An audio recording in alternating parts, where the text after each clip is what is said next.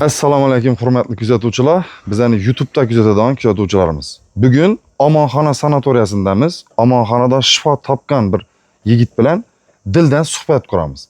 Bu yigitning ismi Iqboljon. Iqboljon yaxshimisiz? Yaxshi yuribmisiz? Sog'lig'ingiz yaxshimi? Hamma tinchmi? Xudoga shukr. Siz endi bu yerda qachondan davolanib turibsiz? Qanday bir tashxis qo'yilgan sizga?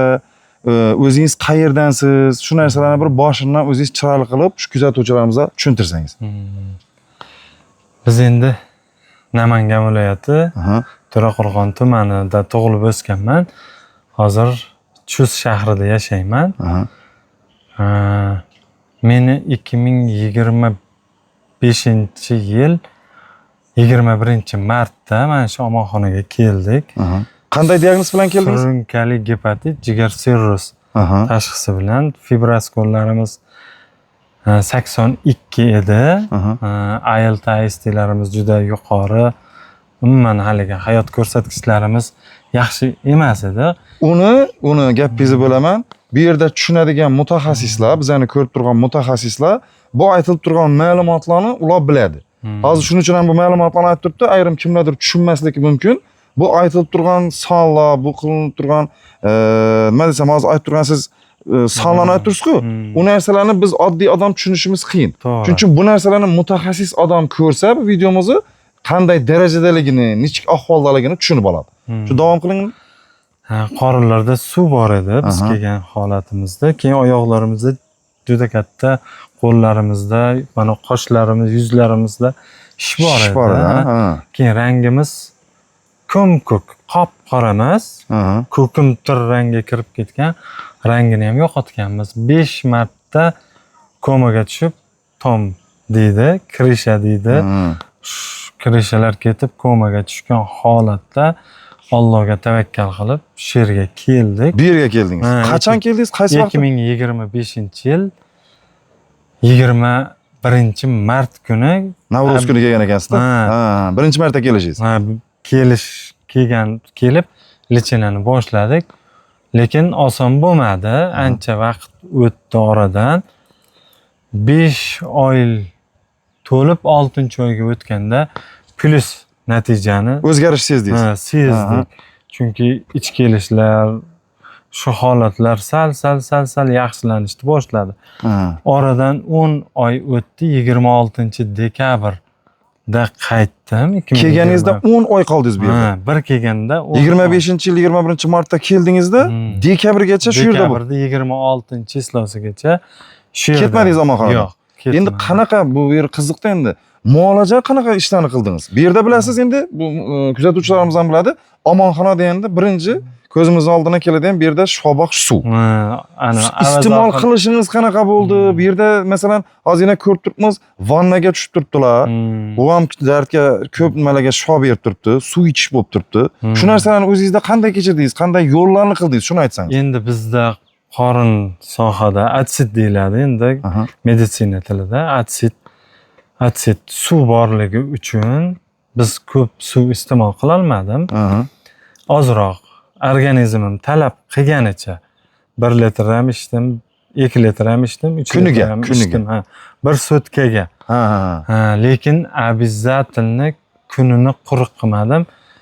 Ertalab, obeddan keyin kechkisiga 2 martadan vanna qabul qildim. Endi siz shunda asosiy mana davo topishni baribir organizmingiz shu suvni yutadi degan vannadan narsa ko'p demoqsizda. Yo'q, endi bizda qorinda suv borligi uchun ko'p iste'mol qila olmadik. Shuning uchun endi ozroq ichdik. Unisi ham, bunisi ham baribir Alloh bergan mo'jiza deb bilaman. Omonxona suvini. Endi siz ikkalasida ham Omonxona suvidan foydalandik. 25-yildan buyon shunda bu yerda bo'lgan bo'lsangiz, hozir sizda o'zgarish qanaqa? Endi 50% ga dekabrda qaytib, gapimiz chala qoldi. Keyin bir haftalar bayram o'tgandan keyin bir haftalardan keyin o'zimizda doktorimizga borsak, doktorimiz to'g'ri gap, endi javob berdilar.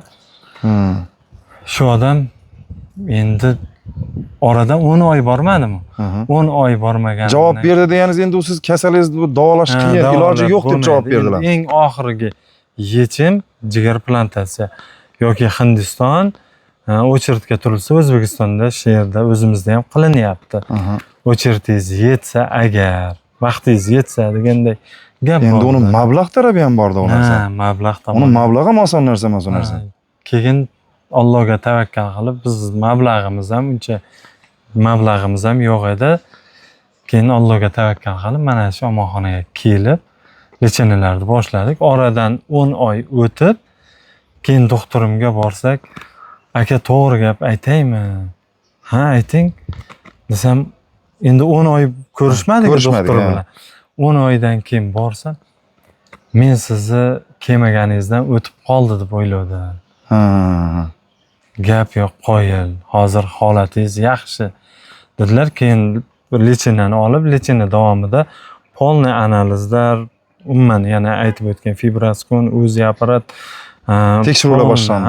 Analizlar. 10 oy davolanganingizdan keyin bu yerda borganingizdan keyin. Endi hayot ko'rsatkichlarimiz ham, ASTlarimiz ham bir yuqori, 2 past keldi.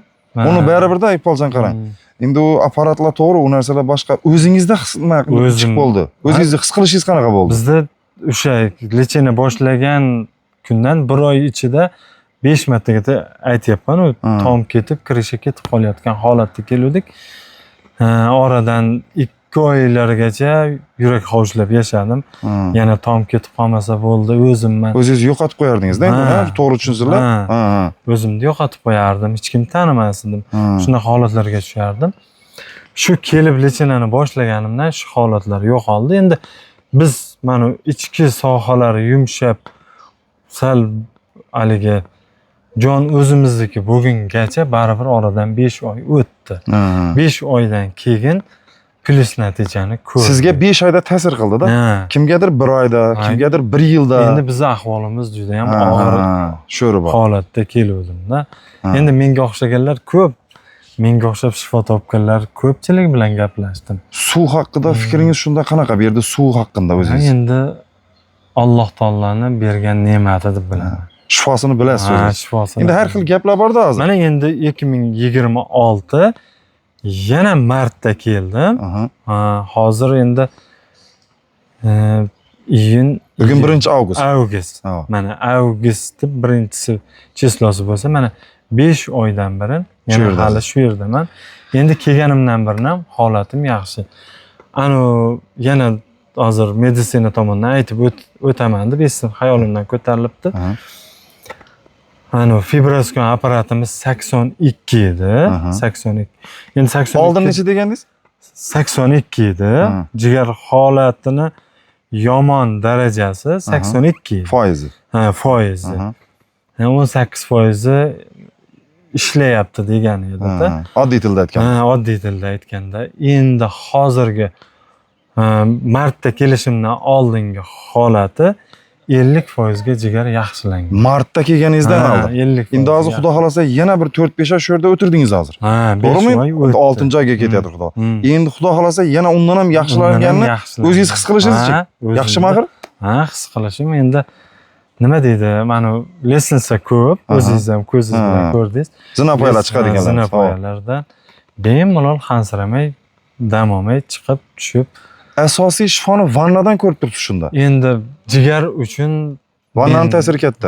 Meni fikrim, ichsangiz ichki organizmga, tushsangiz tashqi tomondan baribir jigar tanaga ta'sir qilish kuchli, yaxshi. Shu endi o'zimizga o'xshagan bemorlarga aytadigan bo'lsam, shu yerga kelishlarini tavsiya qilaman. Ixlos bilan. Asosiysi ixlos bilan, to'g'rimi? Asosiy ixlos qilib, ishonib, shu narsani hammamizda o'zimiz ishonmasak, u ishga baribir iloji yo'q-da u narsa. Asosiysi ishonishimiz kerak-da baribir. To'g'ri. Vaqtingizni ajratib, bizlar bilan shu suhbat qilganingiz uchun katta rahmat. Ilohim Alloh taolo sizga shifo bersin. Xudoyim 100% yaxshi bo'lib ketganlaringizda xonadoningizda to'ylarda ko'rish nasib qilsin. Xudo xolasa. Salomat bo'ling. Bizlarni kuzatishdan to'xtamang. Ilohim har doim. Assalomu alaykum. Shu yigitni o'tgan biz birga edik. Uylam gezam shu yigitni ko'rdim. Kamera olib turgandik lekin biza. O'zim qaraman. Salomat bo'ling. Yaxshi.